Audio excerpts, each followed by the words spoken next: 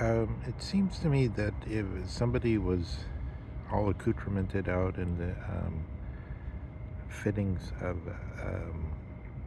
Wittgensteinian, they could do worse to present their case than to use the contemporary American example of the distinction between um, two words or signifiers as against um, the impossible thing that they would supposedly interpret or signify. Um, so, Oriental, um, supposing this would come up in a conversation and someone would take offense at the use of the word. Um, and then it's shown that we have the correct word, um, East Asian, or possibly some other term.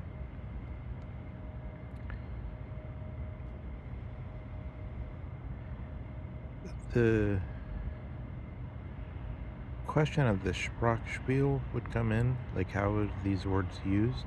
Because it's clear the subject matter is almost an uncanny valley here, looking out from one to the other. So here are the proscribed individuals, almost 1 foot into the Pelican Bay when they're just at birth.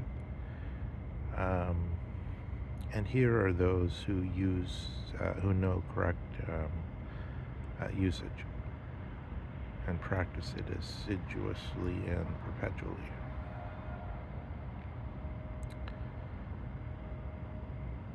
Or perhaps it's so close to them, they're very daimon makes them use it.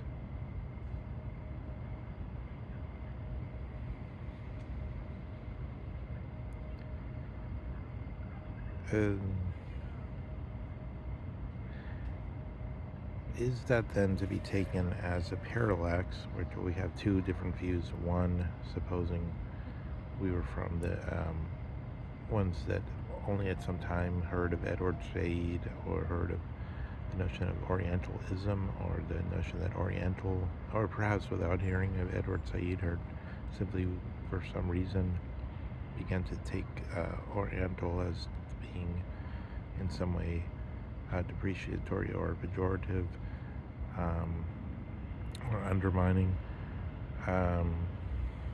or if we had begun in some other way.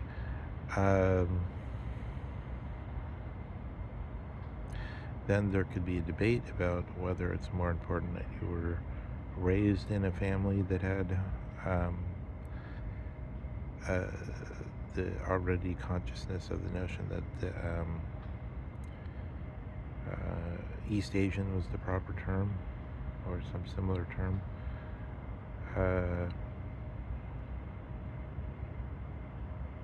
Or they might say genetics plays a role, because you could be raised in a family that was upon pensée or right thinking, who knew all the magic words or the de rigueur sayings amongst those who had the entree to the things most interesting to Dasein or the human being. And there could be many debates on this score. How did they begin? So we could see this in already the problem of language, is that over anything that could be later quantified, put in terms of numbers, we always have something like a term like Oriental or a term like East Asian. So that Schleiermacher, when he says that